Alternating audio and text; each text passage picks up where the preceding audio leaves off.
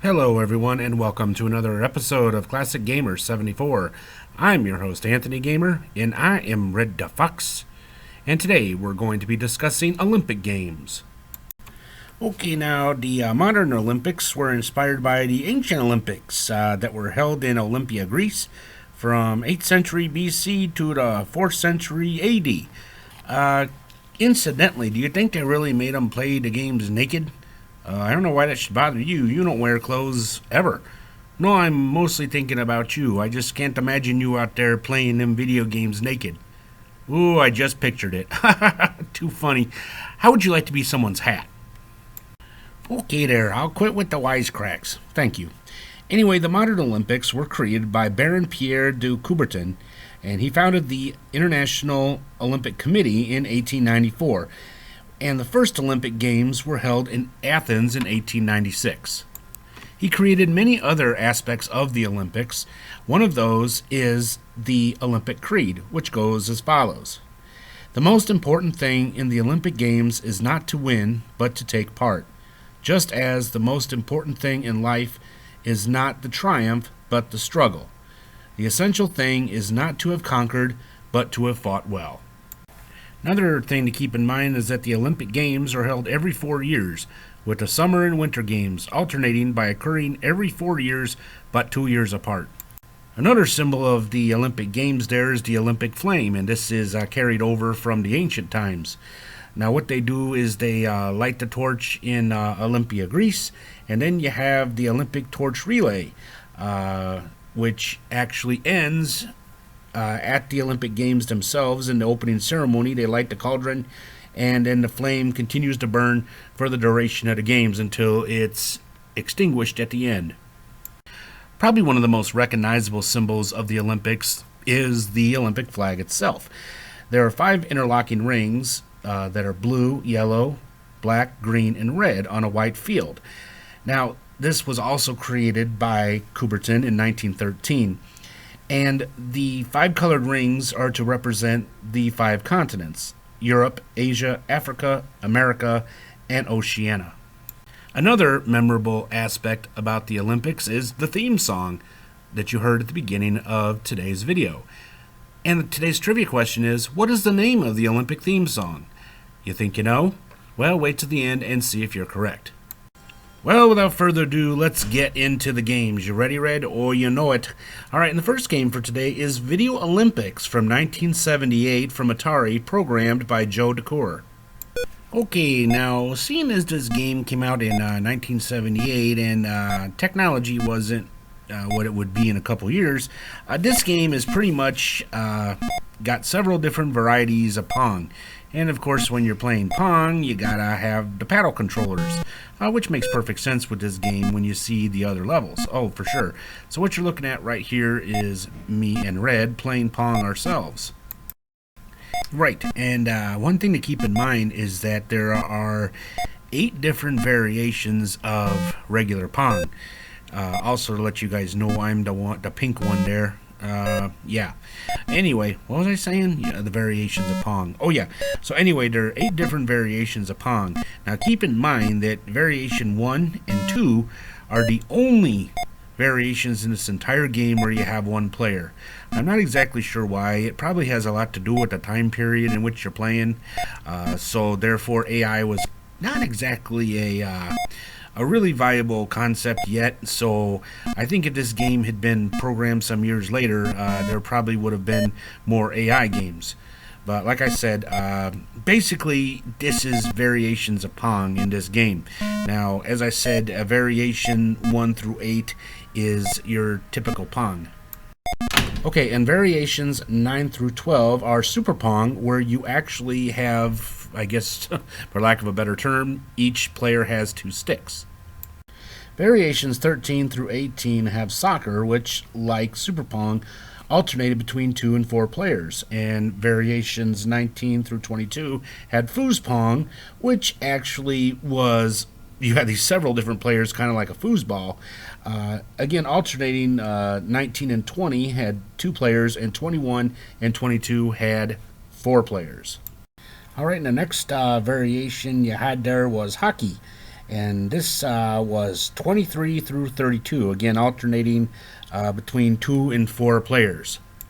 Then you had 33 and 34. Now this was Quadrupong, and this one was 4 players only, and this one was a lot of fun to play, I tell you. Alright, next up you had handball, and this was pretty much like real handball, where you alternate hitting the ball against a wall. I guess you could also call it volleyball, or I don't know what you call it. But anyway, this was variations 35 through 38, again 2 to 4 players. Alright, next up with variations 39 through 42, we had volleyball. Boy, this one was hard. Yeah, it sure was. And finally, variations 43 through 50 had basketball. Yes, there was another basketball game for the Atari 2600 way back in the day. So grab a friend or 3 and have yourselves a blast playing Video Olympics. As technology improved in the coming years, it became obvious that a new Olympic-style game was needed. And who better to create that game than David Crane in 1983 with Activision Decathlon. Alright, in this game you have 8 separate events that you participate in. Doing most of these events involve jiggling the joystick back and forth and then pushing the button at the appropriate time depending on the event. The first one is the 100-meter dash. Now, depending upon the time you get or the distance or whatever the event, depends on the score that you get. Now, for each event, you get 3 chances to get the best possible score you can. Now, what you're looking at here is the long jump. Now, there are 8 events total in the entire game. You have the 100-meter dash, the long jump, shot put, high jump, 400-meter race, 110-meter hurdles, discus throw, pole vault, javelin throw, and a 1,500-meter race.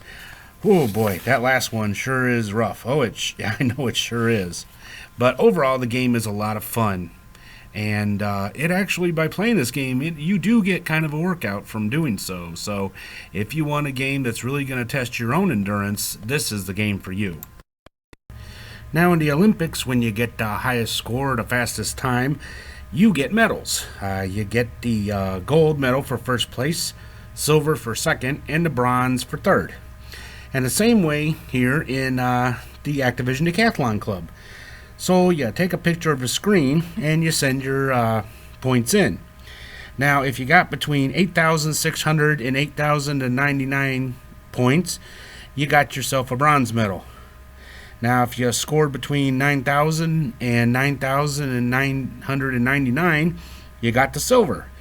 Now if you got over 10,000, you get the gold medal. So back in the day, all you had to do was get a really high score, take a picture, send it in, and you got one of these nifty patches. Now in 1984, to celebrate the 84 Olympic Games, Atari created an arcade game called Track and Field. Well, then they ported it to the Atari 2600, so let's check it out.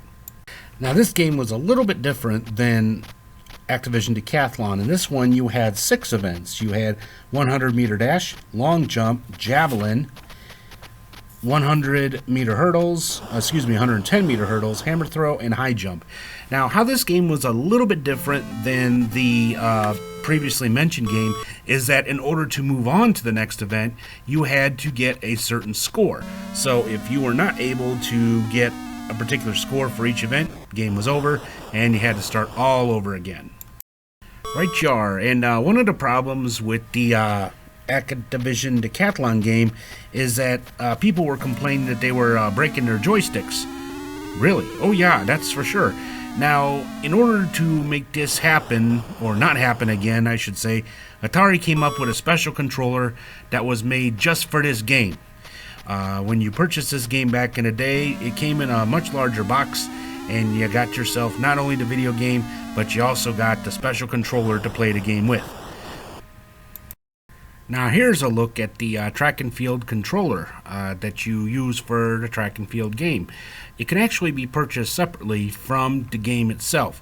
Now we're going to have an episode coming up really soon, or I guess you would call it a side episode, where we discuss the controllers for these type of games and how you can play Activision Decathlon without breaking your joystick.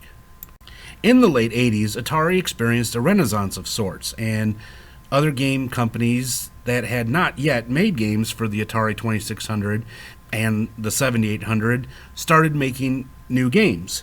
One company was Epix, and they made their own Olympic-style games. The first of these was Summer Games, programmed by Peter Engelbreit.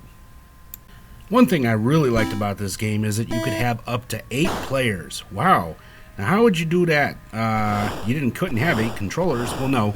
Some events you would have 2 players playing against each other, and then in some of the other events, you actually would take your turn and then pass the controller to someone else. Oh, okay. Now, you had 7 events in this game. You had hurdles, swimming, skeet shooting, 100-yard dash, swimming relay, gymnastics, and rowing. Boy, I tell you though, if you have 8 people playing this game, it's going to really take a while. Oh, it does. Yeah, I've actually never played with that many people. I've only played like with 3. But yeah, it does take a while. And again, you have a reward ceremony at the end, which is pretty cool. And overall, I would have to say the game itself is really cool. I have a lot of good memories playing this game by myself and with friends. Also, that same year, they released Winter Games, also programmed by Peter Engelbreit. Alright, just like Summer Games, Winter Games has a choice of up to 8 players, and you have 7 events. You have the slalom, the bobsled, which you're looking at right here, ski jump, biathlon, speed skating, hot dog, and luge. Really a fun game. Honestly, this one is the one I got first, and I tell you, it is just so much fun. Personally, I prefer the Winter Olympics to the summer myself, personally. Oh, yeah, I do too. One thing I like about this game, though, I have to say is that I love the details.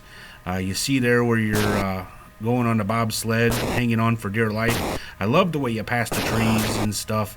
Like I said, Epix really knew what they were doing when it came to making games. I think it's just too bad, though, that they didn't last, because they really knew how to make some pretty cool games, I tell you what.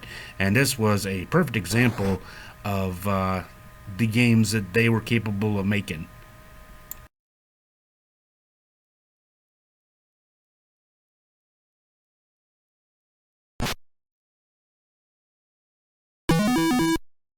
In our final game for today, while not technically being an Olympic game, it is still a competitive sports game. Also by Epix, this is California Games from 1987, programmed by Peter Engelbreit and Steve Baker. Okay, like the other games there, you actually have the choice of 8 players.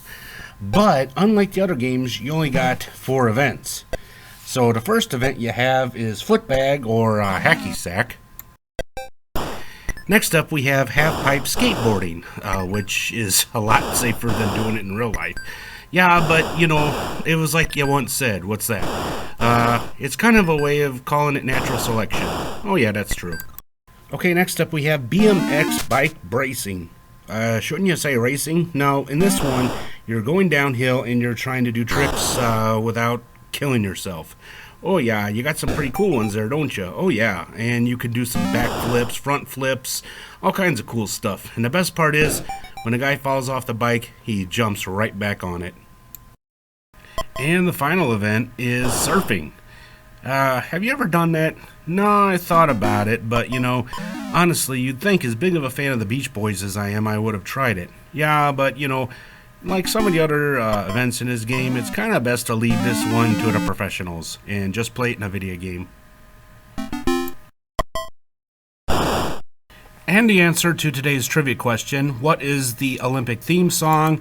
That song is called Bugler's Dream by Leo Arnaud. This was first used by ABC when they broadcast the Olympics in the 1960s and 70s.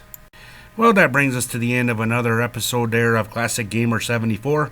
I really hope y'all enjoyed it. If you did, you know what to do. Smash that like button, subscribe if you haven't already, and don't forget to click that little bell icon down there at the bottom so you'll be notified when we upload new episodes. In our next episode, we are going to be discussing the Magnavox Odyssey 2. I personally consider this to be one of the most underrated game consoles of all time, and maybe you will too after you view the episode, so you will not want to miss that. Well, until next time, I'm Anthony Gamer, and I am Red the Fox, And we will see you guys in the next episode. Until then, have yourselves a great day. Goodbye. Goodbye, everyone.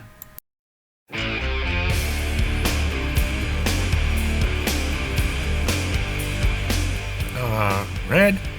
Yeah? What does this song have to do with the Olympics?